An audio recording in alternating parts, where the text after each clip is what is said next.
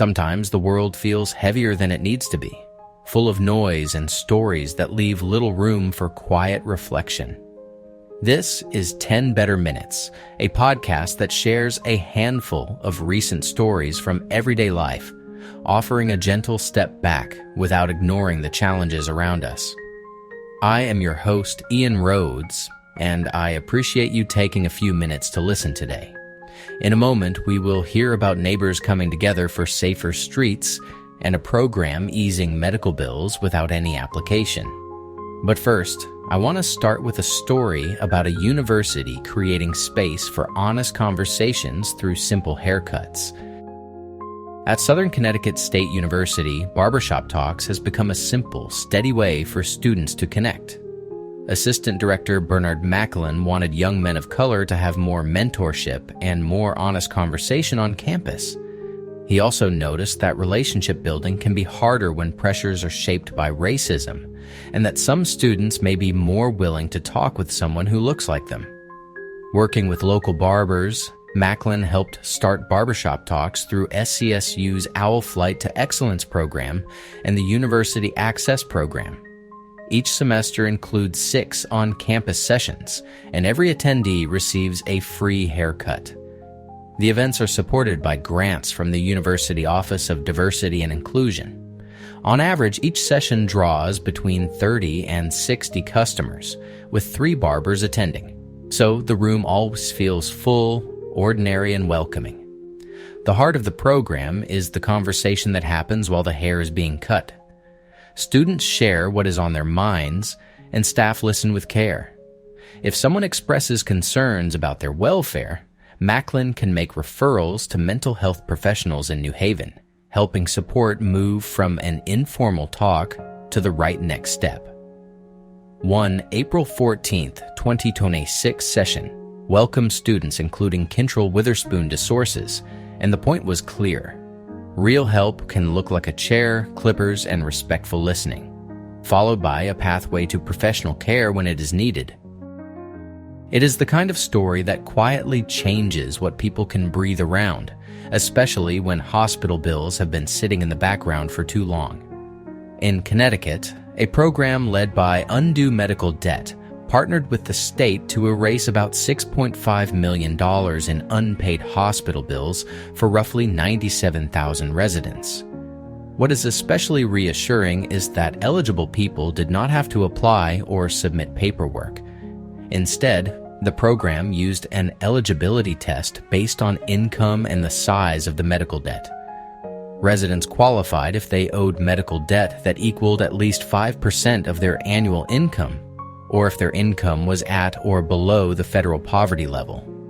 State and program funding came from leftover COVID-19 relief money, along with donation funds raised by Undo Medical Debt. This is the 4th round of similar debt relief, and the effort is expected to continue through the end of the year. When you hear numbers like these, it is easy to think it is only accounting. But for the person whose phone calls never quite stopped, or whose monthly budget had that one quiet hole, relief can feel like something more than balance sheets.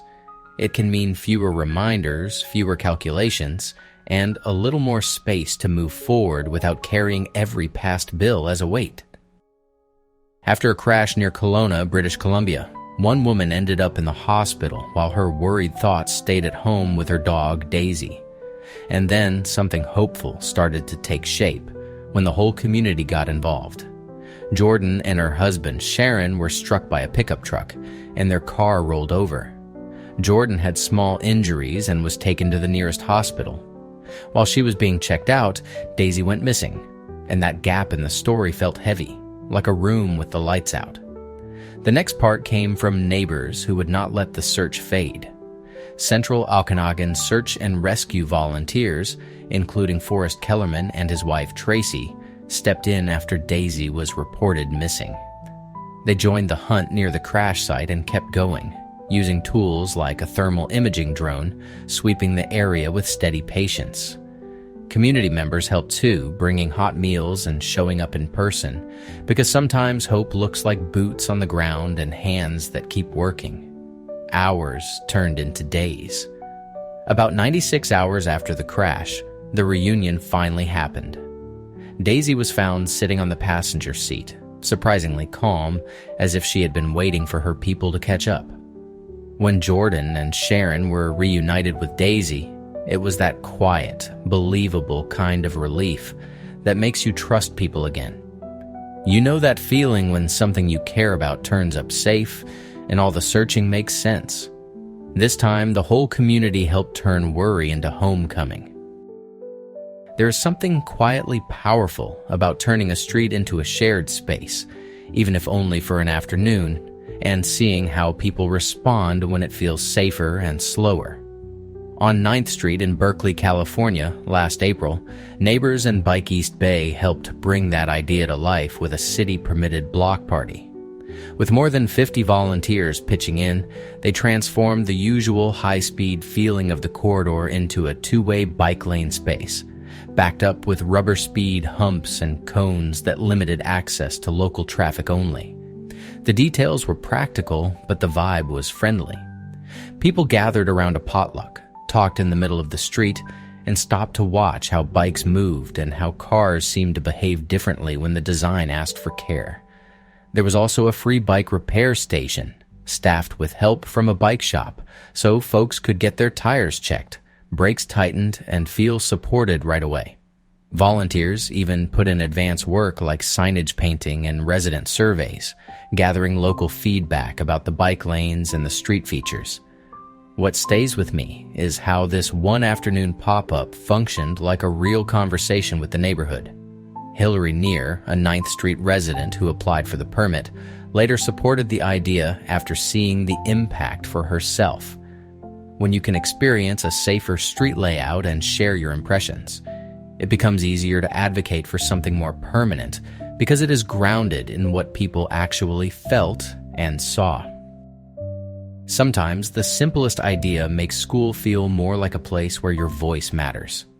Today, we are looking at how one charity helped pupils hold weekly conversations that actually turn into action. Greg Sanderson founded Smart School Councils in 2014, building a platform with thousands of age-adapted discussion questions. The idea was practical. Meetings can fit into about 15 minutes each week, and they do not depend on teachers doing more paperwork. Pupils gather, discuss the question, record what they think, and then form small action teams to follow through.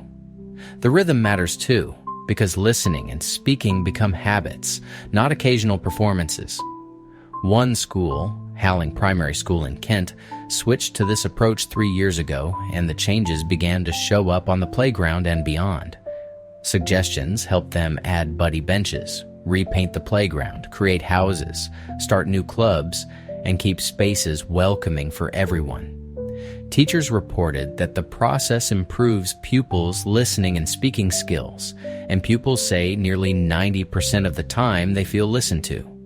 Smart School Councils now supports around 750 schools, including special educational needs schools.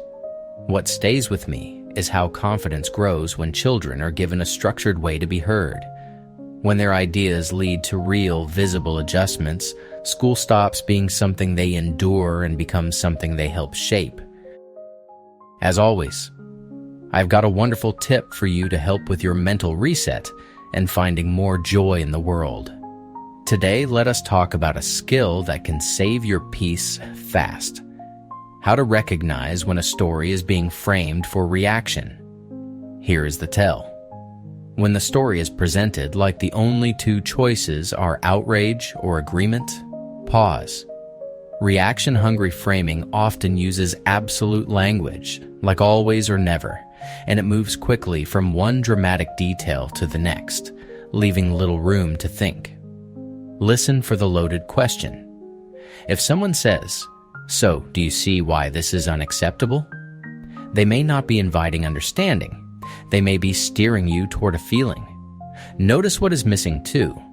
Are facts unclear, sources vague, or context carefully skipped? A framed story can sound confident while avoiding the parts that would soften the edges. Try this simple check in your body and mind. Ask yourself, What am I being asked to feel right now, and who benefits from that feeling? Then take one breath and look for the quieter version of the story. What is the actual claim? What evidence supports it? What alternative explanations exist? You do not have to become numb to protect yourself. You just need a small moment of clarity before you react. Well, friends, that is the end of today's 10 Better Minutes episode. I hope it landed gently, the way a few good, ordinary facts can clear out some of the noise. The bigger takeaway for me is simply this: kindness and decency are still here, showing up in small ways and bigger ones too, even when the headlines make it feel harder to see. If you want a little more of that each day, please follow or subscribe. New episodes post every day, so you can come back to something steadier when you need it. This is Ian Rhodes with 10 Better Minutes. Take care, and I will see you tomorrow.